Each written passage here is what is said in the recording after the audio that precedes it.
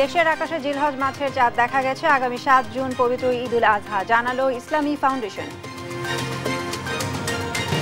ডিসেম্বরের মধ্যে নির্বাচন হতে হবে, তারুণ্যের সমাবেশে তারেক রহমান সরকারকে প্রয়োজনীয় প্রস্তুতি নেওয়ার আহ্বান।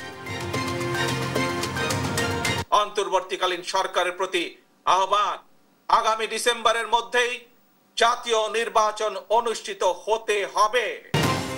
যে কোনো পরিস্থিতিতে আগামী জুনের মধ্যে জাতীয় নির্বাচন হবে, ঘোষণা প্রধান উপদেষ্টার। জাপানকে কাটছে কর্মব্যস্ত সময়। So people are insisting, tell us when the election would be, because politicians are very impatient. It could be in December of 2025, this year, or at the latest June of 2026. অবৈধ সম্পদ অর্জনের মামলায় তারেক রহমান ও জুবাইদুর রহমান খালাস, বিচার প্রক্রিয়া সঠিক ছিল না, হাইকোর্টের পর্যবেক্ষণ। এবং সিঙ্গাপুরের বিপক্ষে ম্যাচের প্রাথমিক দলে হামজা, সমিত, ফাহমিদুল, এশিয়া কাপ বাছাইয়ে 26 সদস্যের দল ঘোষণা বাফুফের। সংবাদ রাতে দেখছিলেন শিরোনাম, আপনাদের সাথে রয়েছি আমি সাইনা ইসলাম। এবার বিস্তারিত। দেশের আকাশে হিজরির জিলহজ মাসের চাঁদ দেখা গেছে। 7 জুন ঈদুল আজহা। বুধবার সন্ধ্যায় বাইতুল মোকাররমে ইসলামিক ফাউন্ডেশনের সভাকক্ষে জাতীয় চাঁদ দেখা কমিটির সভায় এই সিদ্ধান্ত নেওয়া হয়। সভা শেষে ধর্ম বিষয়ক উপদেষ্টা ডক্টর আ.ফ.ম. খালিদ হোসেন বিষয়টি নিশ্চিত করে বলেন, দেশের 8 জেলায় জিলহজ মাসের চাঁদ দেখা গেছে। তিনি জানান, জেলা প্রশাসন, ইসলামী ফাউন্ডেশনের প্রধান কার্যালয়, বিভাগীয় ও জেলা কার্যালয়, আবহাওয়া অধিদপ্তর, মহাকাশ গবেষণা কেন্দ্র থেকে প্রাপ্ত তথ্য অনুযায়ী বাংলাদেশের আকাশে হিজরি 1446 সনের জিলহজ মাসের চাঁদ দেখা গেছে। ফলে আগামী 10 জিলহজ 7 জুন ঈদুল আজহার পালন করা হবে। বাংলাদেশের আকাশে পবিত্র জিলহজ মাসের চাঁদ দেখা গিয়েছে।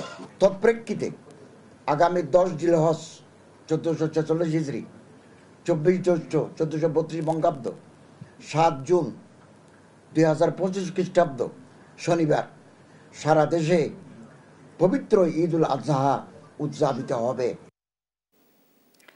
ডিসেম্বরের মধ্যেই জাতীয় নির্বাচন হতে হবে, সাফ জানিয়ে দিলেন বিএনপির ভারপ্রাপ্ত চেয়ারম্যান তারেক রহমান। নির্ধারিত সময়ে ভোট আয়োজনে সবাইকে প্রস্তুতি নেওয়ার আহ্বানও জানান তিনি। অন্তর্বর্তী সরকারের কারো রাষ্ট্র পরিচালনার ইচ্ছা থাকলে পদত্যাগ করে নির্বাচনে অংশ নেওয়ার আহ্বান জানান তারেক রহমান। রাজধানীর নয়াপল্টনে তারুণ্যের সমাবেশে এসব কথা বলেন তিনি। সাইফুল রিপনের প্রতিবেদন। তারুণ্যের রাজনৈতিক অধিকার প্রতিষ্ঠায় নয়াপল্টনে দলের কেন্দ্রীয় কার্যালয়ের সামনে আয়োজিত সমাবেশ নির্ধারিত সময়ের আগেই পরিণত হয় জনসমুদ্রে। প্রধান অতিথির বক্তব্যে বিএনপির ভারপ্রাপ্ত চেয়ারম্যান তারেক রহমান তরুণদের উদ্দেশ্যে হাজির করেন নতুন স্লোগান, দিল্লি নয় পিন্ডি নয়, নয় অন্য কোনো দেশ, সবার আগে বাংলাদেশ। দিল্লি নয় পিন্ডি নয়, নয় অন্য কোনো দেশ, সবার আগে বাংলাদেশ। তারেক রহমান অভিযোগ করেন, সংস্কার নিয়ে কালক্ষেপণ করে নির্বাচন বিলম্বিত করে অন্তর্বর্তী সরকারের কেউ কেউ ভিন্ন উদ্দেশ্য হাসিল করতে চায়। আগামী জাতীয় নির্বাচন অনুষ্ঠান নিয়ে মনে হয় এরই ভিতরে টাল বাহানা শুরু হয়েছে বা চলছে। কথিত অল্প সংস্কার আর বেশি সংস্কারের অভিনব শর্তের আবর্তে ঘুরপাক খাচ্ছে আগামী জাতীয় নির্বাচনের ভবিষ্যৎ। অন্তর্বর্তীকালীন সরকারের ভেতরে এবং বাইরে কারো কারো মনে হয় কিছু ভিন্ন উদ্দেশ্য রয়েছে। জনগণের বিশ্বাস নষ্ট হয় এমন কোনো কাজ থেকে বিরত থাকতে অন্তর্বর্তী সরকারের প্রতি আহ্বানও জানান তারেক রহমান। গণতন্ত্রের পক্ষের রাজনৈতিক দলগুলোকে দয়া করে প্রতিপক্ষ বানাবেন না। যদি আপনাদের কেউ রাষ্ট্র পরিচালনায় থাকতে চায় তাহলে সরকার থেকে পদত্যাগ করে জনগণের কাতারে আসুন, নির্বাচন করুন। যদি ভবিষ্যতে নির্বাচনে জনগণের রায় পান তাহলে আবার সরকারের দায়িত্ব গ্রহণ করুন। এ সময় ইশরাক হোসেনের শপথের ব্যবস্থা না করে সরকার স্বৈরাচারী আচরণ করছে বলেও অভিযোগ করেন তারেক রহমান। ইশরাকের ক্ষমতা গ্রহণ বা ইশরাকের শপথ গ্রহণে বাধা সৃষ্টি করে আজ আমরা আবারও স্বৈরাচারী মানসিকতার বহিঃপ্রকাশ দেখতে পাচ্ছি। জানান, তরুণ প্রজন্মের আকাঙ্ক্ষা ধারণ করেই আগামীর কর্মপরিকল্পনা নিয়েছে বিএনপি। আগামী ডিসেম্বরের মধ্যেই জাতীয় নির্বাচন অনুষ্ঠিত হতে হবে। আগামী ডিসেম্বরের মধ্যে আপনারা জাতীয় নির্বাচন অনুষ্ঠান অনুষ্ঠিত হয় তার প্রস্তুতি নিতে শুরু করুন। আমরা জাতীয় সঙ্গীতে চলে গেলাম। সমাবেশে আসা নেতাকর্মীরা বলছেন, যে কোনো উপায়ে নিশ্চিত করতে হবে দীর্ঘদিন অধিকার বঞ্চিত তরুণ প্রজন্মের রাজনৈতিক অধিকার, ভোটের অধিকার। ঐক্যবদ্ধভাবে মোকাবেলা করতে হবে গণতান্ত্রিক উত্তরণের পথের যে কোনো ষড়যন্ত্র। সাইফুল রিপন, দেশ টিভি, নয়াপল্টন, ঢাকা। সংস্কার ও নির্বাচনের কথা বলে নির্বাচনের রোডম্যাপ পেছানোর কোনো সুযোগ নেই বলে জানিয়েছেন বিএনপির শীর্ষ নেতারা। বলেন, অন্তর্বর্তী সরকারের পতন ধরেছে, তারা কোনো কাজ সুষ্ঠুভাবে সম্পন্ন করতে পারবে না। সব ষড়যন্ত্র রুখে দিয়ে গণতন্ত্র ফেরাতে তরুণ সমাজের প্রতি আহ্বান জানান নেতারা। আরও জানাচ্ছেন নাফিয়া ফারজানা। জাতীয়তাবাদী যুবদল, স্বেচ্ছাসেবক দল ও ছাত্র দলের উদ্যোগে ঢাকা, ময়মনসিংহ, সিলেট ও ফরিদপুর বিভাগের সমন্বয়ে তারুণ্যের সমাবেশে বক্তব্য রাখেন বিএনপির শীর্ষ নেতারা। তারা বলেন, সংস্কার ও নির্বাচনের কথা বলে নির্বাচনের রোডম্যাপ পেছানোর কোনো সুযোগ নেই। যদি গুরুত্বপূর্ণ বিষয়ে, সংস্কারের বিষয়ে ঐক্যমত না হয়ে থাকে, সেই সংস্কার করবে বাংলাদেশের জনগণ। তারা দেশে বিদেশে নানা ষড়যন্ত্র করছে, নির্বাচনের বিরুদ্ধে তারা ষড়যন্ত্র করছে, নির্বাচনকে বিলম্বিত করার জন্য তারা ষড়যন্ত্র করছে। যদি এই অন্তর্বর্তীকালীন নিরপেক্ষ সরকারের বিরুদ্ধে গণতন্ত্রের দাবিতে, নির্বাচনের দাবিতে বাংলাদেশের মানুষকে আন্দোলন করতে হয়, সেটা হবে ইতিহাসে একটি দুর্ভাগ্যজনক অধ্যায়। অন্তর্বর্তী সরকারের পতন ধরেছে উল্লেখ করে নেতারা বলেন, এই সরকার কোনো কাজ সুষ্ঠুভাবে সম্পন্ন করতে পারবে না। এই 9 মাসের কার্যক্রমে এই সরকারের কাছ থেকে আমরা কিছু পাই নাই, শুধু পেয়েছি অবজ্ঞা। যে ষড়যন্ত্র চলছে, তাই আমাদের ষড়যন্ত্র রুখতে হবে, গণতন্ত্র ফেরাতে হবে। দেশে গণতন্ত্র ফেরাতে তরুণ সমাজ মুখ্য ভূমিকা রেখেছে উল্লেখ করে বিএনপি নেতারা বলেন, সব ষড়যন্ত্র রুখে দিয়ে গণতন্ত্র ফেরাতে হবে। এদেশে গণতন্ত্র ফিরিয়ে আনার জন্য মুখ্য ভূমিকা পালন করেছে এদেশের তরুণ সমাজ। নাফিয়া ফারজানা, দেশ টিভি, ঢাকা। তরুণদের ভোটাধিকার প্রতিষ্ঠা ও নতুন বাংলাদেশ বিনির্মাণের অঙ্গীকার নিয়ে ফিরছেন সমাবেশে আসা তরুণরা। বুধবার ঢাকায় তারুণ্যের সমাবেশে অংশ নেয় লাখ লাখ তরুণ। তাদের দাবি, দ্রুত নির্বাচনের মাধ্যমে যেন ভোটাধিকার প্রতিষ্ঠা হয়, ফ্যাসিবাদ মুক্ত বাংলাদেশে নিজের ভোট নিজে দিতে পারে। নিয়াজ মোর্শেদের প্রতিবেদন। নয়াপল্টনে বিএনপির তারুণ্যের সমাবেশ। বুধবার বেলা 2টায় সমাবেশ শুরু হওয়ার কথা থাকলেও সকাল থেকেই সমাবেশ স্থলে নেতাকর্মীরা ভিড় করেন। ব্যানার, ফেস্টুন নিয়ে তারা আসেন সমাবেশ স্থলে। স্লোগানে উৎসব মুখর হয়ে ওঠে সমাবেশ স্থল। সমাবেশে আসা তরুণরা বলেন, আগামীর বাংলাদেশ গড়তে তাদের ভূমিকা অপরিহার্য, আর গণতন্ত্র প্রতিষ্ঠায় রাষ্ট্র সংস্কারের 31 দফা জনগণের কাছে পৌঁছে দেবেন তারা। আমাদের ফার্মার্স কার্ড আছে, আমরা বলছি 1 কোটি মানুষকে আমরা বেকারত্ব থেকে মুক্তি দিব। আমাদের আছে হেলথ ইন্স্যুরেন্স কার্ড এবং আমাদের প্রাথমিক শিক্ষা নিয়ে আমরা গুরুত্ব আরোপ করছি। তো আমার মনে হয় যে বাংলাদেশকে চেঞ্জ করার জন্য 31 দফার কোনো বিকল্প নাই। দেশ গঠনে বা দেশ বিনির্মাণে তারুণ্যের যে সমাবেশটি আজ বিরাট ভূমিকা রাখবে। বিগত দিনে যে রাষ্ট্রযন্ত্রের মাধ্যমে যে নিষ্পেষণের শিকার এদেশের জনগণ হয়েছিল, 31 দফা হচ্ছে এদেশের জনগণের মুক্তির সনদ। আমাদের এই হাজার হাজার তরুণদের একটাই আশা, একটাই স্বপ্ন, আমরা এখন নতুন বাংলাদেশ বিনির্মাণ, সুন্দর স্বপ্নের বাংলাদেশ চাই। আর ছাত্রনেতারা বলেন, এই সমাবেশ থেকেই তরুণরা নিজেদের ভোটাধিকার প্রতিষ্ঠায় ঐক্যবদ্ধ হবে। অন্তর্বর্তীকালীন সরকারকে অনুরোধ করব, আপনি আমাদের কাতারের লোক, আপনারা আপনারা মজলুম ছিলেন, আপনারা কোনো জালিম হয়েন না। আমাদের ভারপ্রাপ্ত চেয়ারম্যান, বিএনপির ভারপ্রাপ্ত চেয়ারম্যান হিসেবে উনি সেই তরুণদেরকে ধারণ করে, সেই তরুণদের স্পিডকে ধারণ করে, সেই তরুণদের আকাঙ্ক্ষাকে ধারণ করে, এবং সেই তরুণদের আকাঙ্ক্ষাকে ধারণ করে আমরা আমাদের তারুণ্য ভিত্তিক রাজনীতি করতে চাই। পরিবর্তিত পরিস্থিতিতে তরুণদের উপরে আমাদের দল ভরসা রেখেছেন। ভবিষ্যতে আমাদের দলের ভারপ্রাপ্ত চেয়ারম্যান জনাব তারেক রহমান ভরসা রাখতে চান। ঢাকার এই সমাবেশ থেকে শেষ হয়েছে বিএনপির বিভাগীয় তারুণ্যের সমাবেশ। ৭১ আর ২৪-এর রক্তধারায় বাংলাদেশে এখন তরুণদের একটাই লড়াই, ভোটাধিকার প্রতিষ্ঠা আর নতুন বাংলাদেশ বিনির্মাণের। আজকের এই তারুণ্যের সমাবেশ থেকে তারা প্রত্যাশা রাখছেন যেন নতুন বাংলাদেশ বিনির্মাণে তারা আবারও ভূমিকা রাখতে পারে। তারুণ্যের সমাবেশ থেকে নিয়াজমুল শেখ, দেশ টিভি। আগামী বছরের জুনের মধ্যে নির্বাচনের প্রতিশ্রুতি পুনর্ব্যক্ত করেছেন প্রধান উপদেষ্টা অধ্যাপক মোহাম্মদ ইউনূস। জাপানের সাবেক প্রধানমন্ত্রী ও জাপান বাংলাদেশ পার্লামেন্টারি ফ্রেন্ডশিপ লীগের প্রেসিডেন্ট তারো আসোর সঙ্গে সৌজন্য সাক্ষাতে কথা বলেন তিনি। সংস্কার, গণহত্যা বিচার এবং সাধারণ নির্বাচন এই তিনটি গুরুত্বপূর্ণ ক্ষেত্রকে অগ্রাধিকার দিয়ে অন্তর্বর্তী সরকারের কাজ করছে বলেও জানান ডক্টর ইউনূস। সাদ আহমেদের রিপোর্ট। 4 দিনের রাষ্ট্রীয় সফরের প্রথম দিনে ব্যস্ত সময় পার করেছেন প্রধান উপদেষ্টা ডক্টর মোহাম্মদ ইউনূস। বুধবার টোকিওর ইম্পিরিয়াল হোটেলে ডক্টর ইউনূসের সঙ্গে সৌজন্য সাক্ষাৎ করেন জাপানের সাবেক প্রধানমন্ত্রী ও জাপান বাংলাদেশ পার্লামেন্টারি ফ্রেন্ডশিপ লীগের প্রেসিডেন্ট তারো আসো। তারো আসোর সঙ্গে সাক্ষাতে যে কোনো পরিস্থিতিতে ডিসেম্বর এবং জুনের মধ্যে নির্বাচনের প্রতিশ্রুতি পুনর্ব্যক্ত করেন প্রধান উপদেষ্টা অধ্যাপক মোহাম্মদ ইউনূস।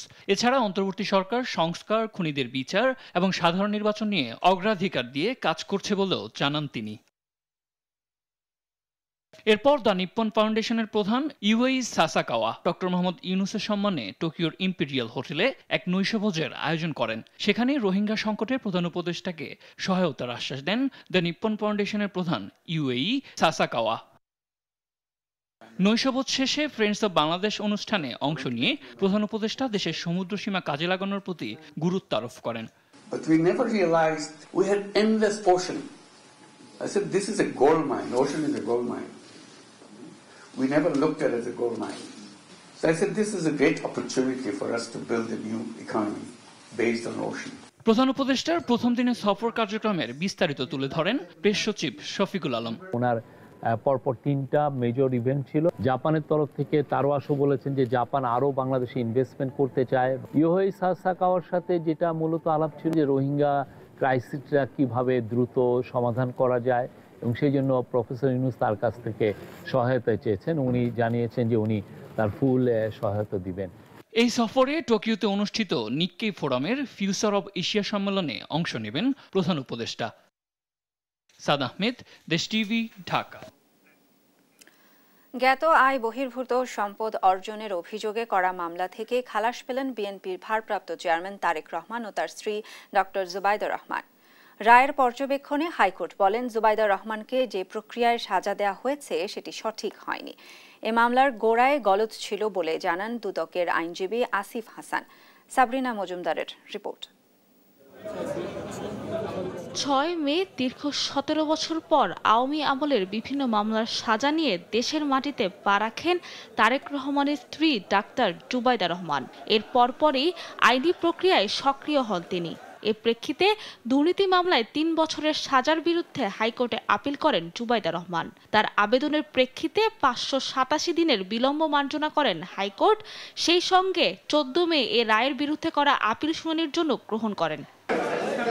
পরে দীর্ঘ শুনানি শেষে বুধবার বিচারপতি মোহাম্মদ খসরুজ্জামানের একক হাইকোর্ট বেঞ্চ ডাক্তার জুবাইদা রহমানকে খালাসের রায় দেন। এ মামলায় আপিল না করলেও অবৈধ সম্পদের কোনো সত্যতা না পাওয়ায় খালাস পান বিএনপির ভারপ্রাপ্ত চেয়ারম্যান তারেক রহমানও। আদালত পর্যবেক্ষণে বলেন, যে প্রক্রিয়ায় এ মামলায় সাজা দেওয়া হয়েছে সেটি সঠিক হয়নি। একটি টাকাও, একটা সম্পত্তিও কিন্তু তারেক রহমান সাহেবের বা ওনার স্ত্রীর যে মামলা আপনার সামনে আছে তার টোটাল প্রপার্টির হিসাব এখানে আছে। সেখানে বাংলাদেশের বাইরে, অর্থাৎ এই 54,000 বর্গমাইলের বাংলাদেশের বাইরে তার একটা টাকা কোনো ব্যাংকে অথবা কোনো প্রপার্টি তার বিরুদ্ধে তার পাওয়া যায়নি। এদিকে এই মামলার ত্রুটির দায় স্বীকার করেন দুদকের আইনজীবী। মিনিমাম যে একটা মানুষের বিরুদ্ধে তুমি অভিযোগ গঠন করছো, তার বিরুদ্ধে অভিযোগ কি? একজন আসামি ভবিষ্যতে এসে যাতে তার যুক্তি খণ্ডন করতে পারে এই অভিযোগগুলোর ভিত্তিতে, সেই অভিযোগটাই উনি চার্জের মধ্যে লেখেন। এই চার্জটা হচ্ছে ডিফেক্টিভ, এগুলো হচ্ছে তাড়াহুড়ো করতে গিয়ে। সম্পদের তথ্য গোপন ও জ্ঞাত আয় বহির্ভূত সম্পদ অর্জনের অভিযোগে দুদকের 2007 সালে করা মামলায় তারেক রহমানকে 9 বছর এবং জুবাইদা রহমানকে 3 বছর কারাদণ্ড দেন আদালত। সাবরিনা মজুমদার, দেশ টিভি, ঢাকা। প্রথমবার চীনে 10 টন আম রপ্তানি করল বাংলাদেশ। এ রপ্তানি কৃষি পণ্যে বাণিজ্য ঘাটতি কমাতে ভূমিকা রাখবে বলে মন্তব্য করেছেন বাণিজ্য উপদেষ্টা শেখ বশিরউদ্দিন। জানান, বাংলাদেশ থেকে পণ্য রপ্তানিতে শতভাগ শুল্কমুক্ত সুবিধা দিচ্ছে চীন, আর দ্বিপক্ষীয় বাণিজ্য আরও বাড়ার সুযোগ রয়েছে বলেও জানান ঢাকায় নিযুক্ত চীনা রাষ্ট্রদূত। এ সময়ে বাংলাদেশে সামরিক উপস্থিতির অভিযোগ নাকচ করেন তিনি। তন্দ্রা তারুণ্যের প্রতিবেদন। আম উৎপাদন ও রপ্তানিতে এবছর রেকর্ড গড়তে যাচ্ছে বাংলাদেশ। চলতি মৌসুমে প্রায় 2,05,034 হেক্টর জমিতে প্রায় 27 লাখ মেট্রিক টন আমের উৎপাদন লক্ষ্যমাত্রা রয়েছে। যুক্তরাজ্য, ইতালি, ফ্রান্স, কানাডা সহ প্রতি বছর অন্তত 38টি দেশে যায় বাংলাদেশি আম। তবে এবারই আম রপ্তানির ক্লাবে যুক্ত হয়েছে চীন। বুধবার দুপুরে হযরত শাহজালাল আন্তর্জাতিক বিমানবন্দর থেকে চীনে যায় প্রথম চালানের আম। এ আম রপ্তানি উদ্বোধন করেন বাণিজ্য উপদেষ্টা ও ঢাকায় নিযুক্ত চীনা রাষ্ট্রদূত। এ সময় বাণিজ্য উপদেষ্টা বলেন, এর মধ্য দিয়ে কৃষি পণ্য রপ্তানিতে চীনের সাথে বাংলাদেশের বাণিজ্য ঘাটতি কমবে। শুল্কমুক্ত সুবিধায় শুধু আম নয়, চামড়াও বাংলাদেশ থেকে আমদানিতে আগ্রহ প্রকাশ করেছে দেশটি। চায়নার সাথে আমাদের ব্যাপক বাণিজ্য ঘাটতি রয়েছে এবং এই বাণিজ্য ঘাটতি প্রশমনের উদ্দেশ্যে চায়না সরকার আমাদেরকে শতকরা 100% পণ্যে শুল্কমুক্ত প্রবেশাধিকার দিয়েছে। অতএব এই আমগুলো আজকে চায়নার বাজারে সম্পূর্ণ শুল্কমুক্তভাবে প্রবেশ করবে। কোরবানির ঈদ কেন্দ্রিক যে চামড়ার বিক্রয় জটিলতা দূরীকরণের উদ্দেশ্যে ওনারা ওনাদের হাত সম্প্রসারণ করেছেন এবং আমরা আশা করি যদি প্রয়োজন হয় আমরা ওয়েট ব্লু চামড়া বা কাঁচা চামড়া রপ্তানিতেও আমাদেরকে চায়না সহযোগিতার হাত সম্প্রসারণ করেছে। এই সময় বাংলাদেশে নিযুক্ত চীনের হাই কমিশনার বলেন, চলতি মৌসুমে 100 টন আম নিবে চীন। এর মধ্য দিয়ে দ্বিপক্ষীয় বাণিজ্য আরো জোরদার হওয়ার আশা তার। চীনের 10 টন আম রপ্তানি করেছে বাংলাদেশ, যা আরো বৃদ্ধি পাবে আগামীতে। এর মাধ্যমে চীন ও বাংলাদেশের দ্বিপক্ষীয় বাণিজ্য আরো বাড়ার সুযোগ তৈরি হলো। সম্প্রতি যুক্তরাষ্ট্রের দাবি করা বাংলাদেশ সহ কয়েকটি দেশে চীনের সামরিক উপস্থিতির প্রশ্নে এমন যে কোনো সম্ভাবনা উড়িয়ে দেন দেশটির রাষ্ট্রদূত। এটা একটা প্রতিবেদন, এটা কোনো বিষয়ই নয় এবং এমন আগ্রহ নেই। বাংলাদেশ, পাকিস্তান, মিয়ানমার সবার সঙ্গেই আমাদের ভালো বন্ধুত্বপূর্ণ সম্পর্ক আছে। এখানে সামরিক উপস্থিতি চাই না এবং এ বিষয়ে আমন্ত্রণও পায়নি। তারা এমন তথ্য কোথা থেকে পেয়েছে আমার ধারণা নেই। আগামী সপ্তাহে চীনের বাণিজ্য মন্ত্রীর নেতৃত্বে দেশে আসছে ব্যবসায়ী প্রতিনিধি দল, যেখানে বিনিয়োগ ও অর্থনৈতিক সহযোগিতায় কয়েকটি সমঝোতা স্মারক সই হতে পারে বলে জানান বাণিজ্য উপদেষ্টা। তন্দ্রা তারুণ্য, দেশ টিভি, ঢাকা।